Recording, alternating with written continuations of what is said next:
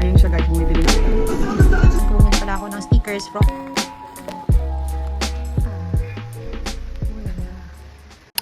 So hello guys, today is Saturday and it's matcha day.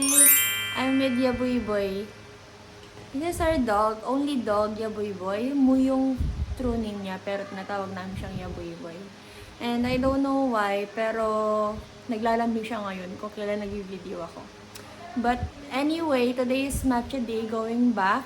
And wala pa yung mga kasama ko na gagawa ng matcha. Nag-aayos pa sila sa taas, kaya tayo naman dito, mag-junk journaling muna tayo. So, kahapon kasi, nagpunta kami sa SM North and may mga binili kami doon. So, yung mga receipts, yung mga paper bags, yung mga boxes ng mga lipsticks, ganyan. I-junk journal natin siya today.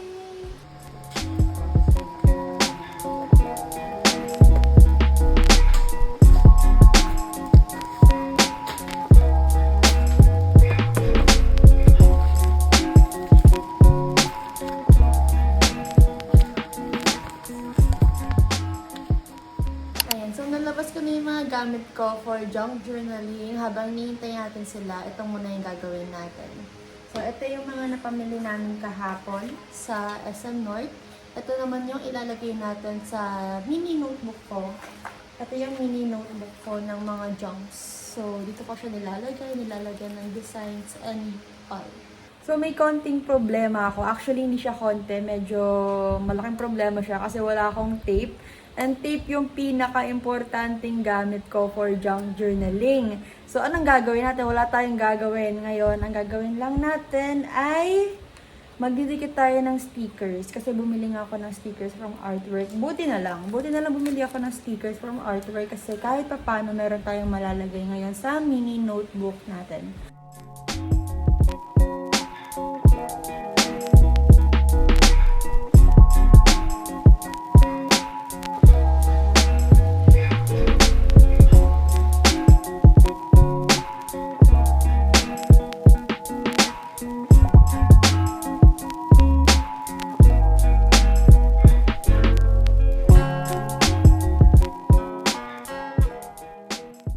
Our junk journaling, nakadalawang pages tayo ngayon guys, and here are our outcomes.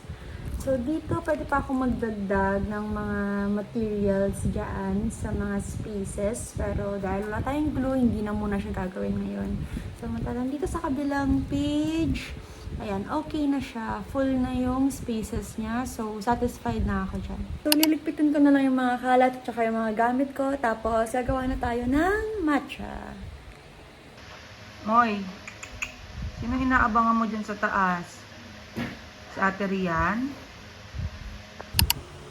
Nandito lang ako ngayon sa sala. Inaantay ko yung delivery rider kasi nagpa-deliver kami or umorder kami sa Pandeselo ng Big Scoop Ice Cream, Salted Caramel Flavor kasi masarap daw yun sa matcha. So, itatry natin.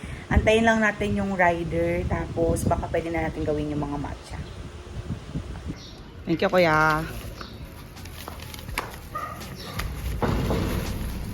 Kuha na namin yung half gallon salted caramel ng Big Scoop. Nagpa-deliver na lang kami.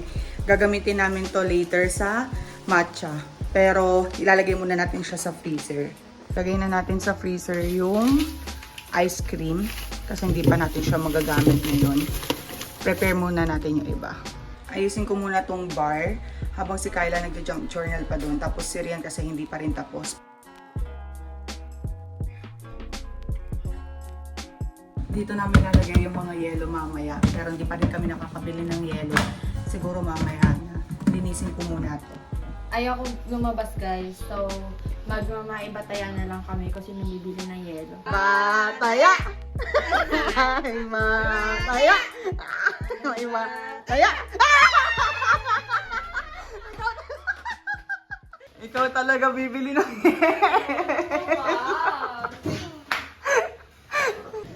Ayun siya guys, bumibili ng yelo.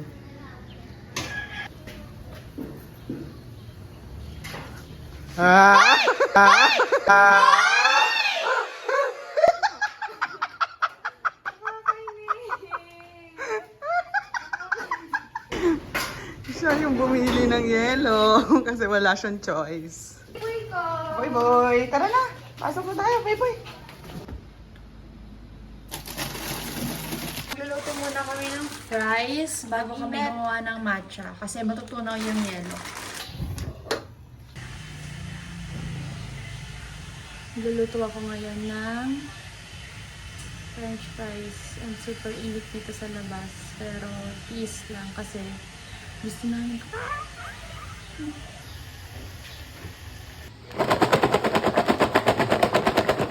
Luto na yung ibang fries. Kuha tayo ng konti. Uy ate! Tama yan! Habang niluluto nila yung fries, isalin na natin yung matcha na binili nila sa akin. Birthday gift nila sa akin to. And ito yung Sobamatsu matcha powder, premium grade in 100 grams. Ayan. Nakaano siya, nakaganto pa siya. Wow. Yan. Meron siyang pack pa sa loob. Ganito siya karami. Ganyan. Pero baka hindi ko na isalin. Siguro bubuksan ko na lang. Katay mo. Kasi may silica gel sa loob. So parang ganyan siya. Bala na. Salin natin siya sa safe. Kasi syempre baka magtapon-tapon. At least nandito na siya para if ever pwedeng gamitin. Oo. Ganyan siya kadami guys. Natin. Dahan-dahan lang. Okay na to. So tak-tak lang natin yung mga nasa gilid. So ganito siya karami. Ay, doon ka nga. Tara, wait, tara.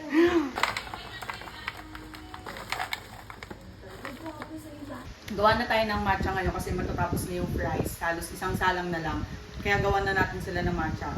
Anong gusto mong matcha flavor? Pili ka doon. Salted caramel ice cream matcha. Ayan. Ito yung ice cream na nilagay ko kanina sa ref. Ay, sa freezer. Ayan. Half gallon lang binili namin kasi marami naman na to. Ayan. Wow! Tikman natin. Sarap. Set aside na natin to. Lagay muna natin dito. Lalagay tayo ng pangalan dito sa cup. Lagay natin is matcha float.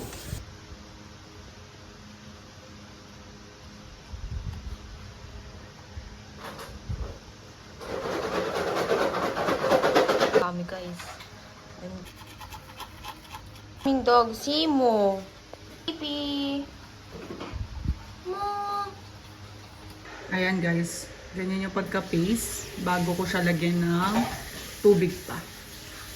Yung kay Kyla muna yung gagawin natin. Gamit natin is Arla kasi wala ng soy milk na so good doon. Tsaka outside sa SM. Lagyan ko na ng ice. Alin na natin yung matcha mixture. Wow, sobrang green. Ice cream.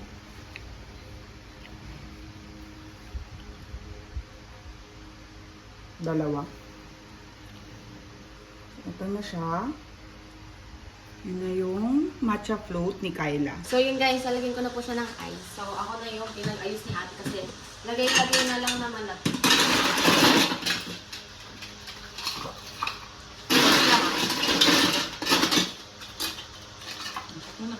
After ilagay yung matcha guys, lalagay na rin natin yung ice cream ko. So ako maglalagay. Kung magsuscoop. Medyo natutunaw na guys yung ice cream. Pero cherry pa yun. Saka. Sarap! Yay! Pili tayo ng papanoorin pero doon tayo sa account ni ate kasi ayoko nasisira yung algorithm ko sa Netflix. So kung meron kayong mga movies na i-recommend guys, i-recommend nyo nga kasi naubusan na kami ng papanoorin at ganalay para napanood na namin lahat. Ito di ko pa ito napapanood, ayan. Ayan pala, di ko pa napapanood. Ito na lang guys. Sa Althea. Gusto niyo mga romance tsaka Pilipino. Tapos parehas kami na ito ng movie preference. Yes. Ito, gusto niya. Parehas sila ni Mama. Siyempre. Magkakasundo sila ni Mama. Kami tatlo. Nila Papa. Yung mga gusto namin, mga action-action. Yun lang, bye! Taste test na natin, guys! Mananatin! Makakaw siya. Pero ako, shake ko muna. Magkakaiba kami ng grams. Kay Rian 3 grams lang, kay Kyla 5, and sa akin 6 grams. Try nyo rin. Sarap, sarap siya. Hindi siya matcha. Gusto yung gato yung gusto ko. Na-enjoy ko siya. Tapos Hindi ako mag-worry na hindi ako makakatulog. Bagay yung salted caramel ice cream sa matcha. Yeah. Must try. So good guys, try nyo rin.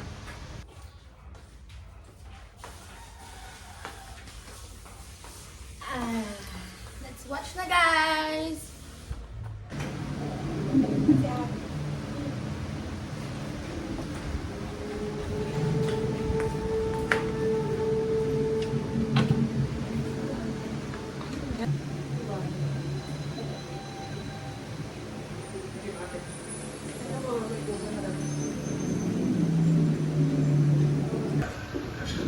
Ano yung pinapanood namin?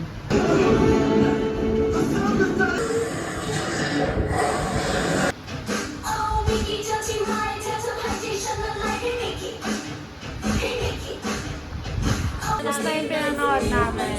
Ganda naman siya guys! Yeah. Feeling ko napanood ko na siya eh. Pero, ayun.